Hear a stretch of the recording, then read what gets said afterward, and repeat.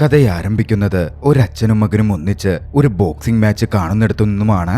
ആ മകന്റെ പേര് ട്രാവിസ് ഓസ്റ്റിൻ എന്നായിരുന്നു. തന്റെ പ്രിയപ്പെട്ട ആരെങ്കിലും ഉപദ്രവിക്കപ്പെടുന്നത് കണ്ടാൽ തിരിച്ചടിക്കാൻ ഒട്ടും മടിയില്ലാത്ത ഒരു പയ്യനായിരുന്നു അവൻ. ട്രാവിസിന് കെല്ലി എന്ന് പേരുള്ള ഒരു സഹോദരി കൂടിയുണ്ട്. വളരെ ദാരിദ്ര്യം നിറഞ്ഞ ഒരു അവസ്ഥയിലായിരുന്നു അവർ ജീവിച്ചിരുന്നത്. ട്രാവിസിന്റെ അച്ഛൻ ബെറ്റിങ്ങിന് അടിമയാണ്. നിരവധി തവണ ബെറ്റിങ്ങിൽ തോറ്റ് കടക്കിണി അവരുടെ ജീവിതത്തെ ബാധിച്ചിരുന്നു. ജീവിതം കൂടുതൽ പ്രതിസന്ധിയിലേക്ക് നീണ്ടപ്പോൾ ട്രാവിസിനെ ഒരു ഓർഫനേജിലാക്കാൻ ട്രാവിസിന്റെ അച്ഛൻ തീരുമാനിച്ചു. പോരുന്നതിന് മുമ്പ് ഒരു ഫോട്ടോ മാത്രമായിരുന്നു അദ്ദേഹം ട്രാവിസിനെ ഏൽപ്പിച്ചത്. തന്റെ ഫാമിലി തന്നെ അങ്ങനെ ഉപേക്ഷിച്ചു പോയപ്പോൾ ട്രാവിസിന് കരയാനും സങ്കടപ്പെടാനുമല്ലാതെ മറ്റൊന്നും സാധിക്കില്ലായിരുന്നു. കഥ അവിടെ നിന്നും വർഷങ്ങൾക്കപ്പുറത്തേക്ക് പോകുന്നു. ട്രാവിസ് ഇന്ന് ഒരു ബോക്സറാണ്. വേൾഡ് ലൈറ്റ് ഹെവി വെയ്റ്റ് ചാമ്പ്യൻഷിപ്പിൽ ട്രാവിസ് മത്സരിക്കാൻ ഇറങ്ങാൻ പോവുകയാണ്. മത്സരത്തിനിറങ്ങുന്നതിന് മുമ്പ് കോച്ചും സഹോദര തുല്യനുമായി എട്ടി ട്രാവിസിന് വേണ്ട മോട്ടിവേഷൻ കൊടുത്തു. പിന്നാലെ ട്രാവിസിന്റെ ഗേൾഫ്രണ്ട് ഡാന അങ്ങോട്ടേക്ക് വന്നു. ഡാനയിൽ നിന്നും സ്നേഹ ചുംബനങ്ങളും മറ്റും ട്രാവിസ് ഏറ്റുവാങ്ങി.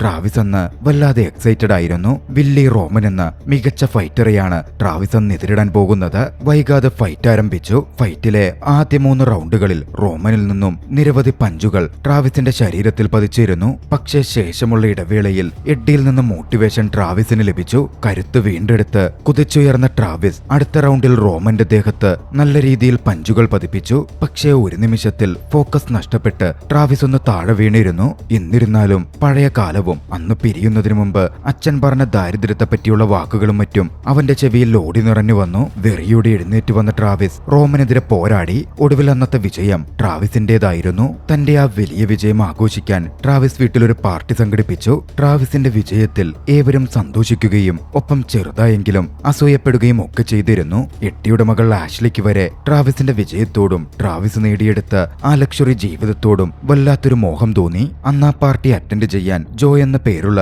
ഒരു യുവാവും ഉണ്ടായിരുന്നു. ജോ ആ അടുത്ത് ജയിലിൽ നിന്ന് മോചിതനായി വന്നവനാണ്.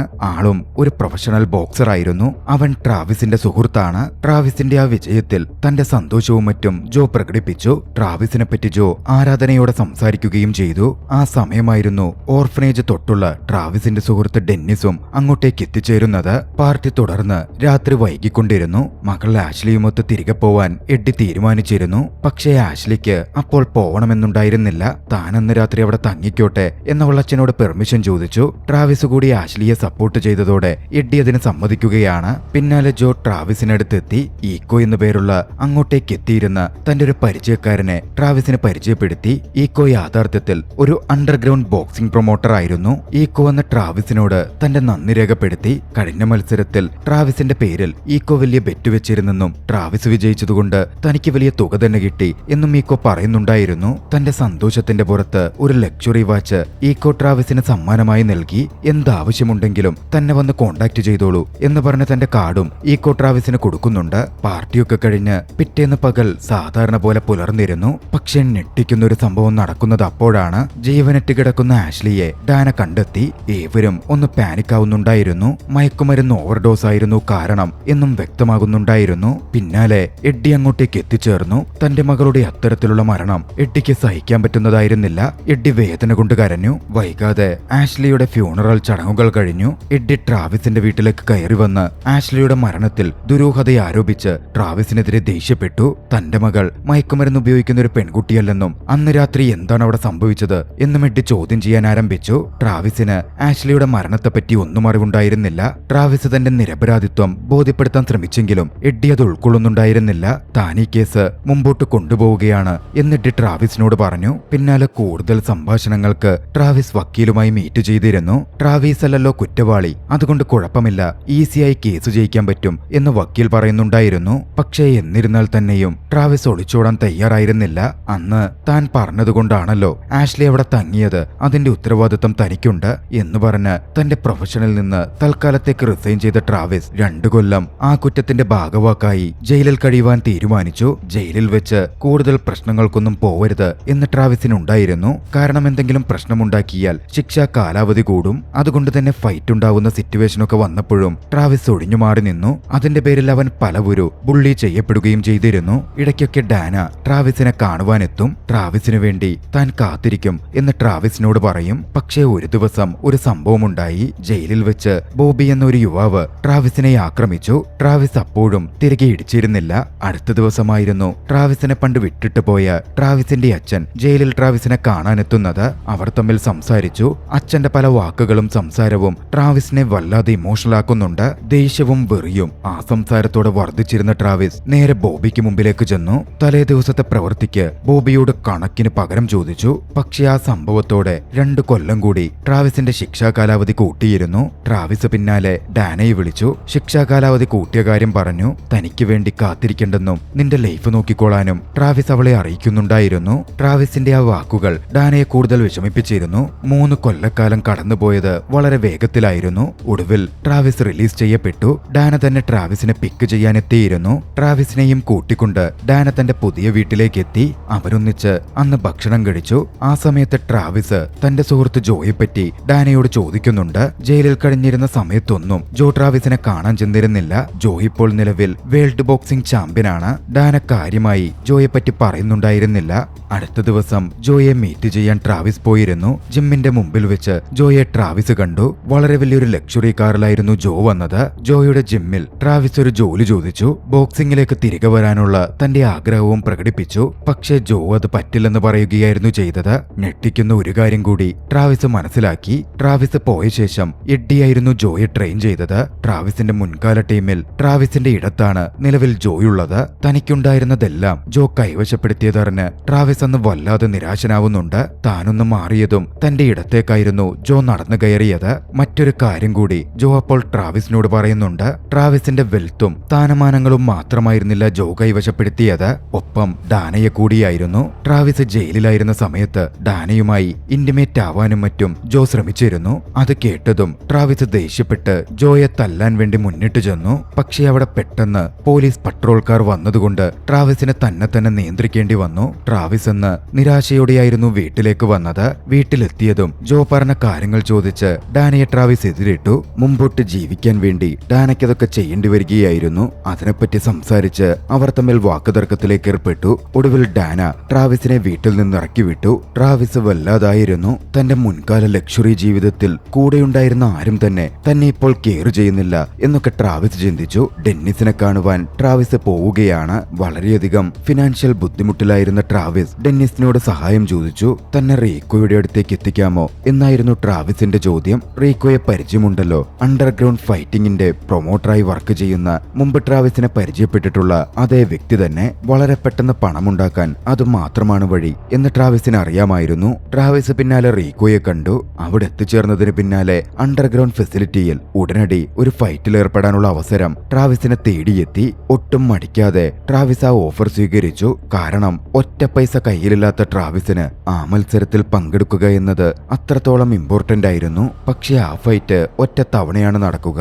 $400 പ്രതിഫലം ലഭിക്കും. വളരെ ചെറിയൊരു തുകയാണത്. എന്നിരുന്നാലും ട്രാവിസ് ഫൈറ്റിനിറങ്ങി. ട്രാവിസ് അന്ന് മത്സരത്തിൽ വിജയിച്ച് പണവും കരസ്ഥമാക്കി. പക്ഷേ അതിലടങ്ങിയിരിക്കുന്ന റിസ്ക് ഫാക്ടേഴ്സ് ഒക്കെ നോക്കുമ്പോൾ കിട്ടുന്ന പണം വളരെയധികം തുച്ഛമാണ് എന്ന് ട്രാവിസ് മനസ്സിലാക്കിയിരുന്നു. അതുകൊണ്ട് തന്നെ കുറച്ചുകൂടി സ്റ്റേബിളായ നല്ലൊരു ശമ്പളം കിട്ടുന്ന പണി കണ്ടെത്താൻ ട്രാവിസ് ശ്രമിക്കാൻ തുടങ്ങി. ഡെന്നിസും ട്രാവിസിന് വേണ്ടി ജോലി കണ്ടെത്താൻ ശ്രമിക്കുന്നുണ്ടായിരുന്നു. അങ്ങനെയാണ് ഡെന്നിസ് ട്രാവിസിനെ ഒരു ബോക്സിംഗ് ജിമ്മിലേക്ക് എത്തിക്കുന്നത്. പക്ഷേ മുൻകാല കുറ്റവാളിയായ ട്രാവിസിന് പ്രവേശനം നൽകാൻ ജിമ്മിന്റെ ഉടമയായ ഫ്രാങ്ക് സമ്മതിക്കുന്നില്ല. പക്ഷേ ഡെന്നിസ് ഫ്രാങ്കിനോട് ഒരുപാട് സംസാരിച്ചു. ഒടുവിൽ ഫ്രാങ്ക് ട്രാവിസിനെ ജിമ്മിലേക്ക് സ്വീകരിക്കാൻ തയ്യാറായി. പക്ഷെ അപ്പോഴും ജിമ്മിലെ ഒരു തൂപ്പുകാരനായിട്ടായിരുന്നു ട്രാവിസിന് അയാൾ ജോലി കൊടുത്തതും ജിമ്മിൽ പ്രവേശിപ്പിച്ചതും. ഫ്രാങ്കിന്റെ ജിമ്മിലെ ലീഡ് ഫൈറ്ററിന്റെ പേര് മൈക്കിൾ എന്നായിരുന്നു. അധികം വൈകാതെ മൈക്കിളും ജോയും തമ്മിൽ വലിയൊരു മാച്ച് തന്നെ വരുന്നുണ്ട്. മുമ്പ് ട്രാവിസിന്റെ സുഹൃത്തും ഇപ്പോൾ ശത്രുവുമായി മാറിയ അതേ ജോക്കെതിരെ തന്നെ. ഇടയ്ക്കിടയ്ക്കൊക്കെ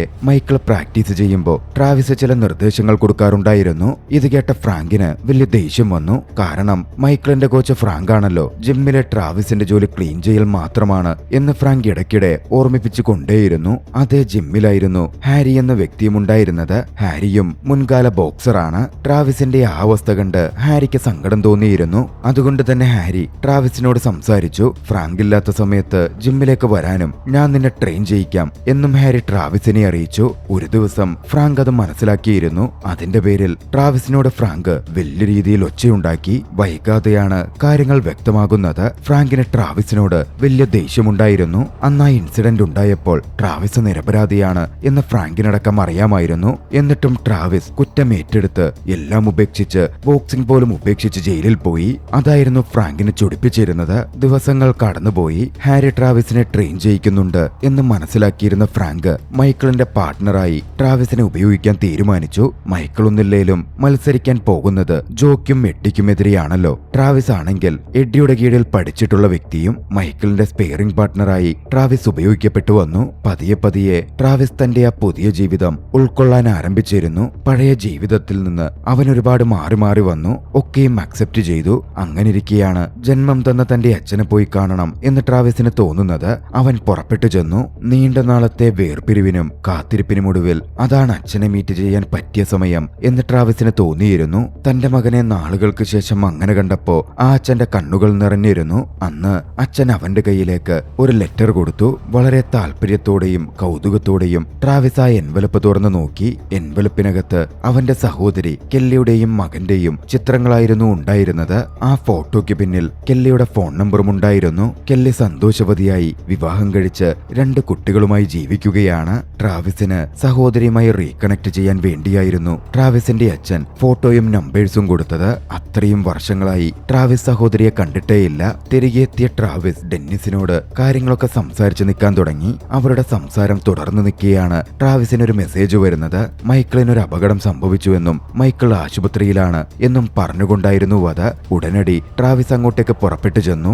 ആ അപകടം കാരണം ജോക്കെതിരെയുള്ള ഫൈറ്റിൽ നിന്ന് മൈക്കിൾ നീക്കം ചെയ്യപ്പെടും എന്ന കാര്യം ഉറപ്പായിരുന്നു. മൈക്കിൾ മാറ്റപ്പെടുമ്പോ ആ സ്ഥാനത്ത് താൻ ജോക്കെതിരെ ഫൈറ്റ് ചെയ്യട്ടെ എന്ന് ട്രാവിസ് ചോദിച്ചു. ഫ്രാങ്ക് ആദ്യം അതിന് സമ്മതിക്കുന്നുണ്ടായിരുന്നില്ല. പക്ഷേ ട്രാവിസിന്റെ ഉത്സാഹവും ആത്മവിശ്വാസവും ഒക്കെ കണ്ട് അവിടെ ഉണ്ടായിരുന്ന ഹാരി ട്രാവിസിനെ ആ ഫൈറ്റിലേക്ക് കൊണ്ടുപോവാൻ റിസ്ക് എടുക്കാൻ തീരുമാനിച്ചു. അന്ന് രാത്രിയിൽ ഫ്രാങ്കും ട്രാവിസും മനസ്സ് തുറന്ന് സംസാരിച്ചു. ഫ്രാങ്കും തന്റെ ജീവിതത്തിലെ പഴയകാലത്തുണ്ടായ ദുരന്തപൂർണമായ സംഭവങ്ങളെപ്പറ്റി ട്രാവിസിനോട് മനസ്സ് തുറന്നു പറഞ്ഞു. ആ സംഭവങ്ങളിൽ നിന്നും എന്തുകൊണ്ടാണ് താൻ ബോക്സിംഗ് വിട്ട് ജയിലിൽ പോയപ്പോ ഫ്രാങ്ക് അത്ര ഇമോഷണലി അഫക്റ്റഡ് ആയത് എന്ന് ട്രാവിസിന് വ്യക്തമാകുന്നുണ്ടായിരുന്നു. ട്രാവിസും തന്റെ ദുഃഖങ്ങളൊക്കെ ഫ്രാങ്കിനോടും പറഞ്ഞു. അവരുടെ ദുഃഖങ്ങൾക്കൊക്കെ വലിയ സാമ്യമുണ്ടായിരുന്നു. ജീവിതത്തിലെ സാമ്യങ്ങളും പ്രശ്നങ്ങളിലെ സാമ്യങ്ങളും കാരണമാകണം വളരെ പെട്ടെന്ന് തന്നെ ട്രാവിസും ഫ്രാങ്കും തമ്മിൽ ഒരു ബോണ്ടിംഗ് ഉടലെടുക്കാൻ ആരംഭിച്ചു. ട്രാവിസിന്റെ ജീവിതം കൊണ്ട് ഏറെ ടച്ച്ഡായ ഫ്രാങ്ക് എല്ലാ അർത്ഥത്തിലും ട്രാവിസിനെ സപ്പോർട്ട് ചെയ്യാനും പിന്തുണയ്ക്കാനും തീരുമാനിച്ചു.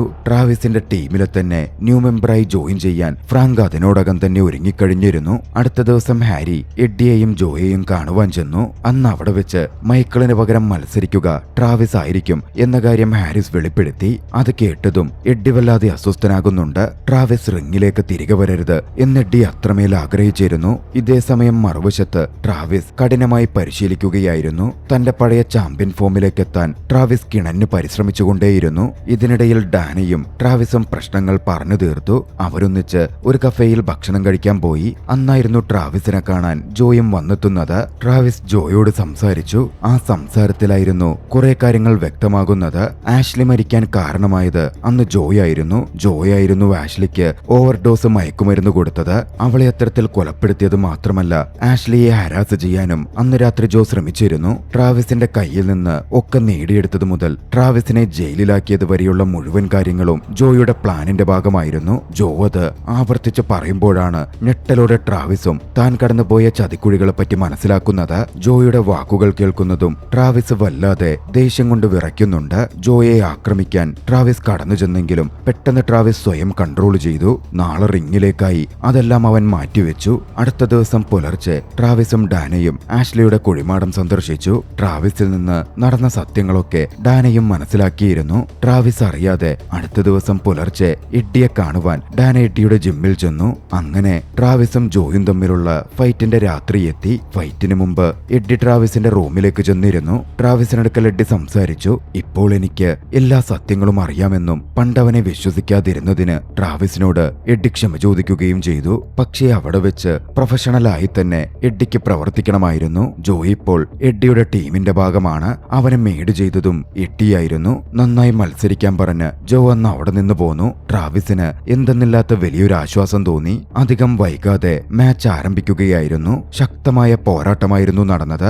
ആദ്യത്തെ 1 മുതൽ 3 വരെ റൗണ്ടിൽ വർഷങ്ങളായി പ്രൊഫഷണൽ ബോക്സിംഗിൽ ഇല്ലാതിരുന്ന ട്രാവിസിന് ജോയുടെ സ്പീഡിനും ജോയുടെ ഫൈറ്റിനും മുമ്പിൽ പിടിച്ചു നിൽക്കാൻ ബുദ്ധിമുട്ടുണ്ടാവുന്നുണ്ട്. ജോയുടെ ഹുക്ക് പഞ്ച് കൊണ്ട് കൊണ്ട് ട്രാവിസ് പലവരും താഴെ വീണിരുന്നു. പക്ഷേ ഫ്രാങ്ക് ഇടപെട്ട് ട്രാവിസിനോട് സംസാരിച്ചു. ട്രാവിസിന്റെ ഉള്ളിലെ ഫയർ ആളിക്കത്തിക്കാൻ ഫ്രാങ്കിന്റെ വാക്കുകൾക്ക് സാധിക്കുമായിരുന്നു. 4ാമത്തെ റൗണ്ടിൽ കൗണ്ടർ അറ്റാക്കോടെ ട്രാവിസ് തിരികെ വന്നു. അധികം വൈകാതെ അവരുടെ മാച്ച് 10ാമത്തെ റൗണ്ടിലേക്ക് എത്തി. കനത്ത ഫൈറ്റ് നീണ്ട് ഒടുവിലെ ഘട്ടത്തിലെത്തി നിൽക്കുകയാണ്.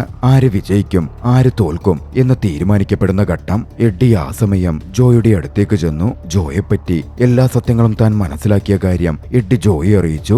അത് ജോയ്ക്ക് പെട്ടെന്നൊരു ഷോക്കുണ്ടാക്കിയിരുന്നു. അതോടെ ജോയുടെ ഫോക്കസും കോൺഫിഡൻസും നഷ്ടപ്പെടുകയാണ്. പിന്നെ ട്രാവിസ് മേൽക്കൈ നേടി. ജോയുടെ ചതിയിൽ ദേഷ്യം കൊണ്ട് വിറച്ചിരുന്ന ട്രാവിസ് ആ ഒരു ഘട്ടം മുതലെടുത്ത് ജോയ്ക്കെതിരെ കനത്ത പഞ്ചുകൾ തീർത്തു. ഒടുവിൽ ട്രാവിസ് ശക്തമായ പഞ്ചുകളിലൂടെ ജോയെ റിംഗിൽ നിന്ന് പുറത്തേക്ക് ഇടിച്ചു വീഴ്ത്തി. നീണ്ടുനിന്ന ഫൈറ്റിനൊടുവിൽ ആ രാത്രിയിൽ ട്രാവിസ് വീണ്ടും ചാമ്പ്യനായി മാറുകയായിരുന്നു. വേൾഡ് ചാമ്പ്യൻഷിപ്പ് ടൈറ്റിൽ ട്രാവിസിനെ തേടി വീണ്ടും എത്തി. ട്രാവിസിന്റെ സുവർണ ജീവിതത്തിലേക്കുള്ള തിരിച്ചുവരവായിരുന്നു അത്. അതിനുശേഷം ഡാനയും ട്രാവിസും ഒന്നിച്ചൊരിടത്തേക്ക് പോയി. വർഷങ്ങൾക്ക് ശേഷം തന്റെ പ്രിയപ്പെട്ട സഹോദരിയെ കാണുവാനായിരുന്നു ട്രാവിസ് അന്ന് ചെന്നത്. തന്റെ സഹോദരി കെല്ലിയുമായി ട്രാവിസ് മീറ്റ് ചെയ്തു. ഏറെ ഇമോഷണലായ ഒരു മീറ്റിംഗ് മൊമെന്റ് ആയിരുന്നു അത്. ആ ദൃശ്യങ്ങളോടെ അതിഗംഭീര ചലച്ചിത്രം അവസാനിക്കുകയാണ്. രസകരമായ ചലച്ചിത്രം നിങ്ങൾക്കിഷ്ടമായെങ്കിൽ വീഡിയോ ലൈക്ക് ചെയ്യുക. അഭിപ്രായങ്ങളും നിർദ്ദേശങ്ങളും കമന്റുകളിൽ രേഖപ്പെടുത്തുക. കഴിയുമെങ്കിൽ ചാനൽ സബ്സ്ക്രൈബ് ചെയ്തും കൂട്ടുകാർക്ക് ഷെയർ ചെയ്തു കൊടുത്തും ഞങ്ങളെ സപ്പോർട്ട് ചെയ്യുക. അടുത്ത എപ്പിസോഡിൽ മറ്റൊരു മികച്ച ചലച്ചിത്രവുമായി നമുക്ക് കണ്ടുമുട്ടാം. അതുവരെ ബൈ.